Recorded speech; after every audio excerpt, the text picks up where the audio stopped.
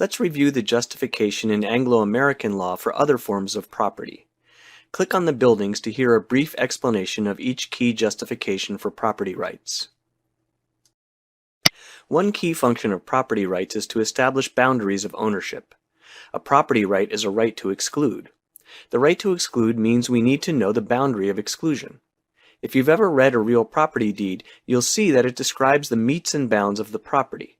That is, the property line, which divides the property to which the deed conveys ownership from other parcels. A clear definition of the boundaries of ownership also is necessary to facilitate property transactions. If you don't know exactly what you're buying, you probably won't enter into a property deal, at least if the item or parcel is costly. Property rights facilitate economic transactions by creating bundles of interests that can be disaggregated and transferred separately. For example, the right to use and enjoyment of real property can be conveyed to a third party temporarily in a lease, while the property owner retains title to the building or parcel. As another example, real or personal property can be subject to a lien, which secures capital lent to the property owner and gives the lien holder a right to take title to the property if the terms of the loan are not satisfied. One important philosophical justification for real property in Anglo-American law derives from the 17th century philosopher John Locke. It is called a natural law theory of property, although it differs from other natural law accounts of property such as that in medieval theologian Thomas Aquinas. It is also called Locke's labor theory of property. According to Locke, when someone adds labor to something that exists in a state of nature, for example by clearing and farming a field, that person has a natural right to possession of the improved property as the fruits of their labor. An important economic justification for property holds that without property rights, land and other resources would get abused and wasted. Property rights, this view states, provide incentives for people to put property to productive, non-wasteful uses, and also to engage in efficient property transactions. This view is expressed through an illustration called the tragedy of the commons. We'll discuss that illustration in the next slide. The tragedy of the commons is a kind of parable that illustrates an economic theory about property rights. Imagine a medieval town with a central town square, some buildings for trade guilds and merchants, a church, and so on. Outside of town is the estate of the local wealthy lord, which is farmed by peasants.